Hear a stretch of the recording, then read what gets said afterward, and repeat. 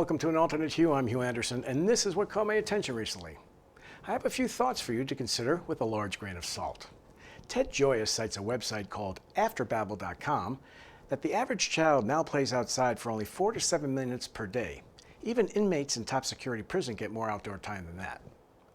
According to Rethink.com, within 10 years from the date of regulatory approval, 95% of U.S. passenger miles traveled will be served by on-demand autonomous electric vehicles owned by fleets, not individuals, in a new business model called Transport as a Service.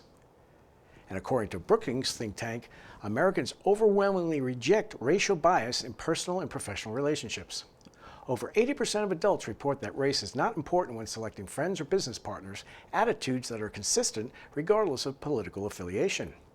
At least 80% of adults have at least one coworker of a different race, and in a hypothetical hiring scenario, 85% of Americans made race-neutral choices.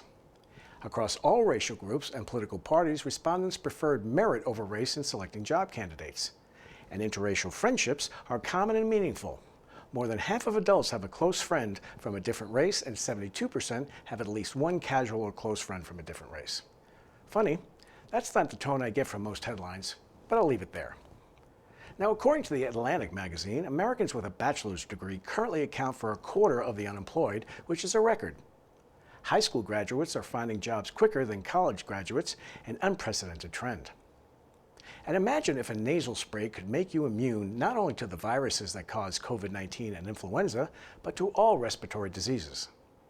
In a paper published in the journal Science, researchers describe a vaccine that has done just that.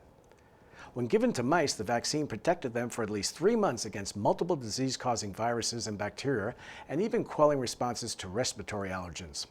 If the research translates to humans, such a universal vaccine could be offered to everyone at the start of each winter and perhaps provide a first line of defense against future pandemics.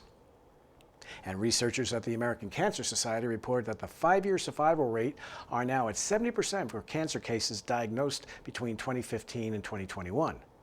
And the most significant survival gains were in cases of advanced or fatal cancers.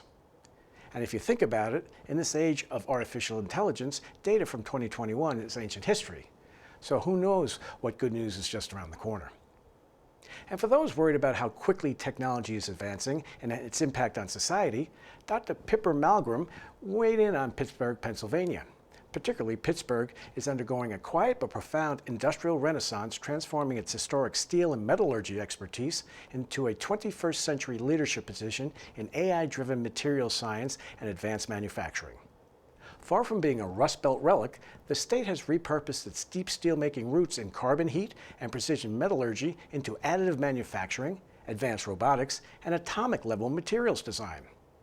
Modern manufacturing has shifted from physical trial and error to AI-led simulation, where materials and products are perfected virtually before being built once in the real world.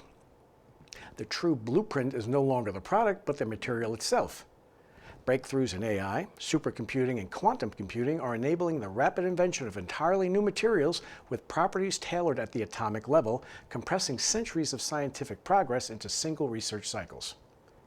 Pittsburgh National Energy Technology Laboratory is the only government-owned, government-operated DOE lab and sits at the center of this transformation.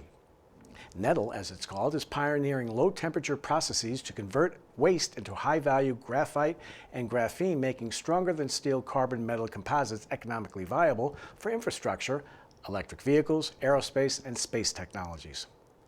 These advances position Pennsylvania as a critical node in defense, aerospace, and exotic materials supply chains. This materials revolution is tightly linked to the modern space race, which is now a competition of atoms rather than rockets. New AI-designed materials are essential to overcoming the physical limits of space exploration, enabling lunar and Martian infrastructure, space-based solar power, asteroid mining, and access to strategic resources like helium-3. Pennsylvania-based innovation is already extending into outer space, exemplified by Pittsburgh company Astrobotics' development of self-healing lunar asphalt for moon landing infrastructure. At the national level, the DOE's Genesis mission, launched in late 2025, represents the largest shift in U.S. scientific strategy since Apollo. By linking all national labs into a unified AI-powered research platform and deploying autonomous robotic laboratories, The U.S. aims to double R&D productivity within a decade. In sum, Pennsylvania has evolved from forging steel beams to scripting atoms.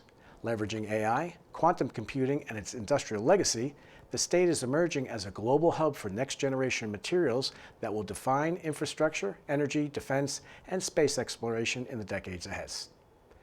Rust Belt City, my foot.